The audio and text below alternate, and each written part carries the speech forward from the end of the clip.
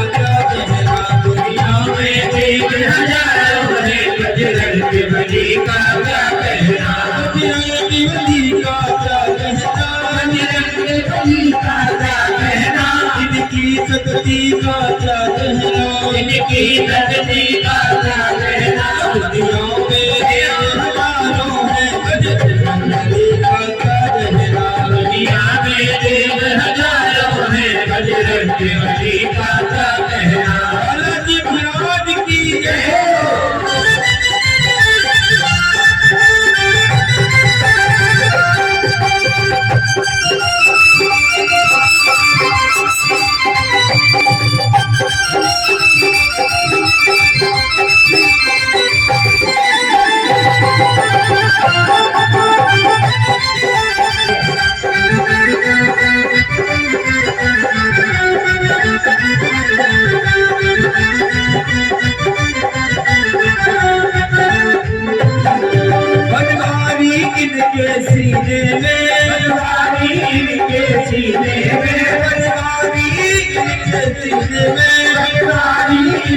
सीने में सिया राम की जोड़ी रहती है, सिया राम की जोड़ी रहती है, सिया राम की जोड़ी रहती है, सिया राम की जोड़ी रहती है। ये राम दीवाना क्या कहना, गुण आई जमाना क्या कहना, देव हजारों है बजरंग बली का क्या कहना, दुनिया में देव हजारों है बजरंग बली का क्या कहना, दुनिया में देव हजारों है बजरंग बली का क्या कहना, बजरंग बली का क्या कहना, बजरंग बली का क्या कहना, इनकी शक्ति का क्या कहना, इनकी शक्ति का क्या कहना, दुनिया में देव हजारों है बजरंग बली का क्या कहना, दुनिया में देव हजारों है बजरंग बली का क्या कहना, दुनिया में देव हजारों है बजरंग बली का क्या कहना, दुनिया में देव हजारों है बजरंग बली का क्या कहना, बजरंग बली का क्या कहना, बजरंग बली का क्या कहना, बजरंग बली का क्या कहना, बजरंग बली का क्या कहना। बोलिए बालाजी महाराज की जय। इस तरीके से जब बाबा भोलेनाथ ने अपने दोनों गणों से पूछा कि आपको भेजा था नारद जी के पीछे, तो नारद जी के साथ क्या क्या हुआ, उन्होंने बताया कि प्रभु भगवान विष्णु के पास गए थे और उनसे जाकर के पूछा कि अपना रूप दे सकते हैं, मना कर दिया, तो हरि रूप मांग लिया, ये कह दिया कि जिसमें मेरा भला हो, तो भगवान ने बंदर का रूप दे दिया। बाबा भोलेनाथ ने जब ही सोचा, बोला बंदर का रूप लेकर के भी भलाई होती है, तो एक न एक दिन हम भी बंदर का रूप लेंगे। तो हमारे हनुमान जी महाराज बाबा भोलेनाथ का ही अवतार हैं। बोलिए शंकर भगवान की।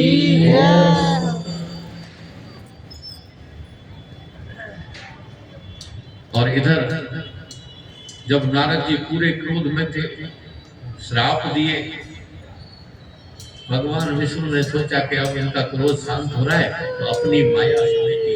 जैसे ही माया समेटी तो केवल भगवान विष्णु, लक्ष्मी जी और नारद जी को दिखाई दे। नारद जी पूछने लगे, प्रभु ये क्या था? बोला नारद जी कुछ नहीं, ये सब माया का प्रभाव था। और नारद जी कहने लगे कि प्रभु मैंने आपको जितने श्राप दिए ना, वो सब झूठे हो जाए, मेरे सब श्राप झूठे हो जाए, कोई भी श्राप मेरा काम ना आए। भगवान ने कहा नहीं नहीं, अब तो जो दे दिया ठीक है, और वैसे भी श्राप तुमने दिए नहीं है, वो तो हमने लिए कि आगे चल करके हमें राक्षसों का वध करना है, उसके लिए हमें आवश्यकता पड़ेगी, तो वो तो हमने श्राप दिए हैं। और लेकिन श्राप भी लिए और नारद जी का अभिमान भी भगवान ने खत्म कर दिया। यही कथा श्री सूत जी महाराज ने शौनकादिक 88,000 ऋषियों को नैमिषारण्य तीर्थ में बताई और बताया कि आप भगवान की भक्ति करो। बाबा भोलेनाथ की एक बार भी यदि आप सच्चे हृदय से भक्ति करोगे, भगवान आपको कहीं से कहीं पहुंचा देंगे। तभी बाबा भोलेनाथ के विषय में बताया श्री सूत जी महाराज ने कि एक किरात नगर नाम का क्षेत्र था। किरात नगर में यज्ञदत्त नाम का ब्राह्मण रहता था। उस ब्राह्मण के एक संतान थी, एक पुत्र था। पति पत्नी और एक पुत्र बड़े आनंद से रहते थे। लेकिन उसका जो पुत्र था, जिसका नाम था गुणानिधि, उसको बचपन में ही गलत कार्यों की आदत पड़ गई। पढ़ने के लिए जाता, विद्या अध्ययन करने के लिए, तो वो बच्चों की कुछ वस्तुएं चोरी करके ले आता। अब इकलौता बेटा था, उसकी माँ उसकी सभी हरकतों को अपने पति से छुपा लेती थी। यज्ञदत्त को नहीं बताती थी कि बेटा गलत कार्य करने लगा है। और एक चीज ध्यान रखना जीवन में, कोई भी माँ यदि अपने बच्चे की गलती को अपने पति से छिपाती है केवल इस वजह से कि मेरा पति इस बच्चे को दंड देगा तो मुझे दुख लगेगा। इस वजह से जो बच्चे की गलती को छुपाती है वो बच्चा धीरे धीरे करके छोटी से लेकर के बड़ी गलतियां करना शुरू कर देता है और एक बार गलत रास्ते पर चला जाता है तो महाराज फिर जीवन में सबसे ज्यादा दुख, सबसे ज्यादा पछतावा वो माँ बाप को ही होता है। संतान यदि गलत रास्ते पर चली गई तो उसका सबसे ज्यादा दुख माता पिता को ही होगा और किसी को नहीं होगा। महाराज उसके बाद माता पिता जीवित तो रहते हैं लेकिन ऐसे समझ लो जैसे रोजाना मर मर के जीते हैं। जिनकी संतान माता पिता को दुख देती हो वो माता पिता का जीना नहीं होता, वो दुख में ही जीना होता है। केवल दिन काटने होते हैं बस, उसके बाद यही हुआ। गुणानिधि और ज्यादा चोरी करता, घर से वस्तुएं चुरा के ले जाता। एक दिन यज्ञदत्त ब्राह्मण कहीं से हवन पूजन करके आ रहे थे, रास्ते में देखा एक बच्चा, उसके हाथ में एक अंगूठी सोने की। यज्ञदत्त ने पूछा कि ये तेरे पास कैसे आई अंगूठी? ये तो मेरी अंगूठी है, तेरे पास कैसे आई?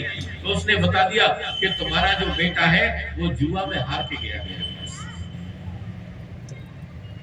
यज्ञदत्त जी को बड़ा दुख हुआ, घर आए, पत्नी से पूछा, पत्नी ने सारी बात बता दी कि हाँ बेटा ऐसे करने लगा, ऐसे करता है, चोरी करता है, ये करता है, वो करता है।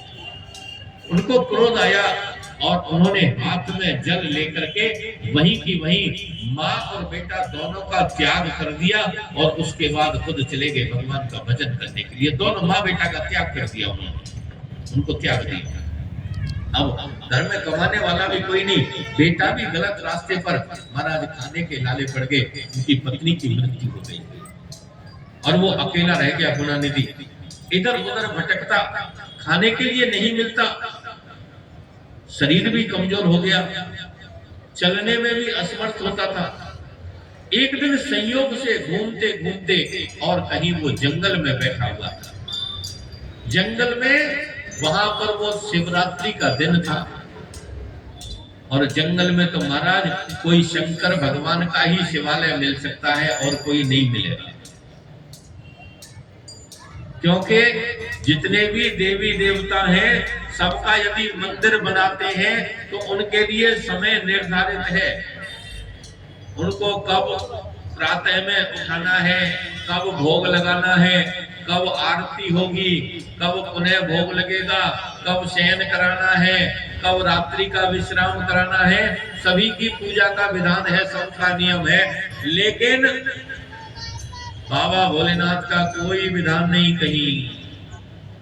उनके यहाँ 24 घंटे दरवाजे खुले हैं, भक्त कभी भी जाओ और जाके भगवान के ऊपर जल चढ़ाओ। 24 घंटे कभी भी चले चले कहीं भी। जंगल में भी आप देखोगे वहां भी शिव जी का मंदिर मिल जाएगा, शिवालय मिल जाएगा और कोई नहीं मिलेगा, शिवालय मिलेगा जगह। और पहले तो जितने भी ये शिवालय होते थे गांव के बाहर ही होते थे, अब गांव में बनने लगे। पहले सब बाहर होते थे, क्योंकि हम जाते हैं बहुत सी जगह कथा करने के लिए, देखते हैं शिव मंदिर में कथा होती है तो गांव के बाहर ही मिलते। बोला पहले जी बाहर था, अब आ गया गांव में बीच में। तो वो शिवरात्रि थी और एक दिन, उस दिन शिवरात्रि वाले दिन कोई शिव भक्त बाबा भोलेनाथ की पूजा करने के लिए, शिवरात्रि की पूजा करने के लिए वहां आया। उसने आकर के शिवरात्रि को बाबा भोलेनाथ की पूजा करी। पूजा करके उसने सोचा कि जंगल है, दूर का समय है और आज की शिवरात्रि है, यही बाबा भोलेनाथ के पास में यही बिता लेते हैं। तो पास वाले दूसरे कमरे में वो लेट गए, पूरा परिवार सो गया। गुणानिधि बैठा हुआ था, उसने सोचा कि ये परिवार यहाँ से निकल के जाए तो मंदिर में प्रवेश करूं, क्योंकि ये भोलेनाथ के ऊपर कुछ ना कुछ प्रसाद तो छोड़ करके जाएगा, मैं उस प्रसाद को पाऊंगा, मेरी भूख शांत होगी। वो तो भूखा मर रहा था। अब वो जा करके देखा कि वो सो गए तो चुपके से गया मंदिर में। लेकिन जब वो मंदिर में पहुंचा तो मंदिर में अंधेरा था। जो दीवा था वो छोटा छोटा थोड़ा थोड़ा टिमटिमा रहा था, उसकी रोशनी में कुछ दिखाई नहीं दे रहा। गुणा निधि को और कुछ नहीं सोचा, उसने जो कपड़ा पहना हुआ था उस कपड़े में से थोड़ा सा कपड़ा फाड़ के उसकी बत्ती बनाई और उसी जो घी तेल जो दीवे में जो भी था उसमें लगा के उसमें आग से लगा था। महाराज शिव मंदिर में रोशनी हो गई, उजाला हुआ। उजाले में उसने देखा कि शिवलिंग के ऊपर बहुत सा प्रसाद चढ़ा हुआ है। उसने प्रसाद लिया, लेकिन मंदिर में जाकर के उसको सद्बुद्धि इतनी आ गई, उसने सोचा ये भगवान का मंदिर है, मंदिर में बैठ करके मुझे प्रसाद नहीं लेना चाहिए, मंदिर के बाहर जाकर के प्रसाद लूं। वो प्रसाद को लेकर के चला, कुछ तो डर था, कुछ कमजोर था। जल्दी जल्दी में जब वो गया, उसका पैर दहलीज से टकराया और वो गिर गया। वो जैसे ही गिरा तो जो परिवार पूजा करने के लिए आया था, उस परिवार ने सोचा कि कोई चोर है, चोरी करने के लिए आया, चोरी करके ले जा रहा है। और वो कहने लगे चोर चोर चोर। गुणानिधि उठ के भागने, जो प्रसाद उसके पास था वो प्रसाद उसने मुंह में धर लिया, मुंह में प्रसाद धरा, चोर चोर बजाया, चोर चोर। सामने से कुछ आदमी मिले, उन्होंने उसको मारना शुरू किया, और जैसे मारना शुरू किया तो उसके प्राण ही निकल गए। उसका हो गया क्या? राम नाम, राम नाम, जोर से बोलो, ऐसे क्यों घबरा रहे हो? कहीं ऐसे तो नहीं सोच रहे कि तुमने राम नाम सत्य बोला और तुम्हारा राम नाम सत्य हुआ?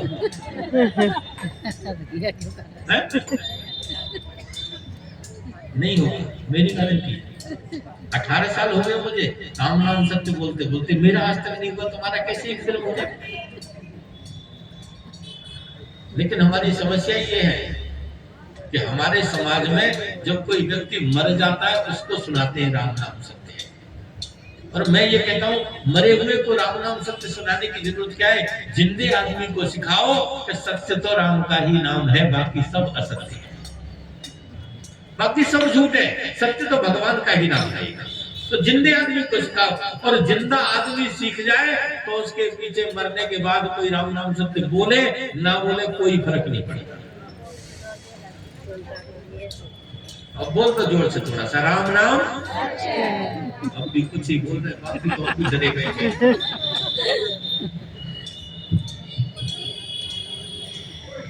उसके प्राण निकले, इधर से यमदूत आए, इधर से बाबा भोलेनाथ के गण आए। बाबा भोलेनाथ के गण उसको शिव धाम के लिए लेकर के गए। यमराज पहुंचे बाबा भोलेनाथ के पास। यमराज कहने लगे कि प्रभु, ऐसे पापी भी तुम्हारे धाम को आ जाएंगे तो फिर हमारा क्या काम रह जाता है? हम तो इससे इस्तीफा दे दें तो ही अच्छा है। बाबा भोलेनाथ ने कहा ऐसा नहीं है, ये मेरा भक्त है। बोले ये भक्त नहीं, इसने तो पूरे जीवन चोरी की है, पूरे जीवन चोरी की है, पूरे जीवन गलत कार्य किए हैं। बोले इस बात से मुझे कोई फर्क नहीं पड़ता। बाबा भोलेनाथ ने कहा इस बात से मुझे कोई फर्क नहीं पड़ता, इसने जीवन में एक बार मेरे मंदिर में उजाला किया है, और जो शिव मंदिर में एक बार उजाला कर दे तो बाबा भोलेनाथ उसके जीवन में अंधेरा नहीं रहने देते। बाबा भोलेनाथ उस व्यक्ति के जीवन में उजाला कर देते हैं। बोले इसने एक बार मेरे मंदिर में उजाला किया, और जिस समय इसकी मृत्यु हुई है उस समय भी मेरा प्रसाद इसके मुख में है। जो मेरा प्रसाद इसके मुख में है तो वो शिव धाम का ही हितकारी है, वो शिव धाम को ही जाएगा, उसी का अधिकारी है, वो और कहीं नहीं जाएगा। उसी को, गुणानिधि को अगले जन्म में बाबा भोलेनाथ ने ऐसी जगह पर भेजा, वो फिर कलिंग देश का राजा बना। जब कलिंग देश का राजा बना, उसको स्मृति आई कि बाबा भोलेनाथ की सेवा करनी चाहिए। उसने पूरे राज्य में सबको कह दिया कि प्रतिदिन हर व्यक्ति शिवलिंग पर जाकर के पहले जल चढ़ाएगा, उसके बाद भोजन करेगा। पूरे राज्य में उसने सबको शिव पूजा में लगा दिया। अब जब वो सब शिव पूजा में लगे, उसने इतनी बड़ी भगवान की भोलेनाथ की भक्ति करी। मरने के बाद जब वो बाबा भोलेनाथ के पास में गया, उसके बाद बाबा भोलेनाथ ने उसे सीधा विश्रवा के यहाँ पर पैदा कर दिया पुत्र के रूप में, जहां उसका नाम पड़ा वैश्रवण। वैश्रवण जो रावण का सौतेला भाई था वैश्रवण, और उसको बाबा भोलेनाथ ने मरने के बाद कुबेर पद दिया, जो आज तक भी हमारे लिए धन की व्यवस्था करता है। वो गुणानिधि एक चोर जिसने जीवन भर चोरी की, उसको बाबा भोलेनाथ ने इतनी बड़ी सेवा दे दी। और हम तो कहीं ना कहीं उससे अच्छे हैं। बाबा भोलेनाथ की भक्ति हम करेंगे तो हो सकता है भगवान भोलेनाथ ज्यादा नहीं तो हमें कम से कम अपने चरणों में ही स्थान दे दें। इसलिए हमें नित्य प्रति शंकर भगवान की सेवा करनी चाहिए, शंकर भगवान की पूजा करनी चाहिए, शंकर भगवान का नाम जप करना चाहिए और शंकर भगवान के ऊपर जल अर्पण करना चाहिए, शंकर भगवान के मंदिर में उजाला करना चाहिए। इन्हीं शब्दों के साथ आज अपनी वाणी को विश्राम देंगे। राधे राधे, जय श्री राधे। हर हर हर हर महादेव हर हर। महादेव। कल पुनः आपसे भेंट होगी 1 बजे। आप 1 बजे आ जाओगे तो हो जाएगी, और नहीं है तो 4 बजे आओगे तो फिर 4 बजे ही होगी।